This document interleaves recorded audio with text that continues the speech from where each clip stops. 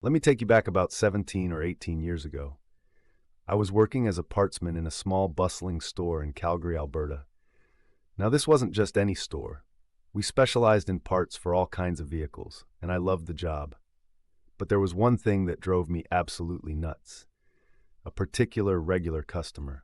This guy had a mid-90s Ford F-150 4x4, and he was determined to turn it into the ultimate off-road machine. But instead of doing his homework or listening to advice, he would get these wild ideas from the internet, buy parts, and then return them when he changed his mind. It was a pattern that was getting old fast. One day, he came in with a plan to swap his truck to an 8-lug setup for bigger brakes. I had done this swap on my own truck, so I knew exactly what he needed.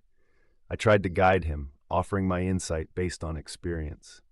But he had other ideas. He insisted that all he needed were parts from an F-250 and that it would be a simple swap. At that moment, I could feel the frustration bubbling inside me. I wanted to say, listen, I know what I'm talking about. But instead, I took a deep breath and thought, okay, if that's what he wants. So I reluctantly gathered the parts he requested, but not without a little precaution.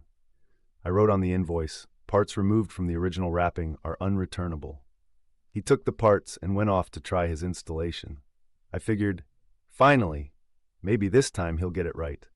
But a few days later, he stormed back into the store, and I could see it written all over his face, frustration mixed with disbelief. He was holding the parts, which were now greasy and dirty from his attempt to install them. He demanded to return them, claiming he was a loyal customer who spent hundreds of dollars at our store. And while that was true, he'd only spent around $370 in total. After so many returns, it felt like he was more of a headache than a customer. I calmly reminded him of the policy. You signed the paperwork, I said, trying to keep my cool.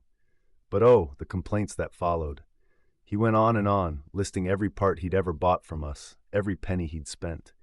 It was like a broken record, and I could feel the tension rising. But here's the kicker. He just wouldn't accept it. He argued that he needed these parts to work. I wanted to tell him, you can't force a square peg into a round hole. But instead, I maintained my professionalism. The parts were clearly used, and our policy was clear. Eventually, after what felt like an eternity, he stormed out, leaving behind all that frustration. And you know what? It felt pretty good. The pressure lifted, and I realized that sometimes it's better to stand your ground. In the end, that was the last I saw of him.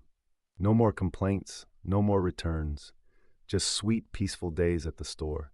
And honestly, it felt like a little victory. So let me ask you, have you ever had a customer or a situation that just made you want to pull your hair out? How did you handle it? Share your stories in the comments below. I'd love to hear about your experiences.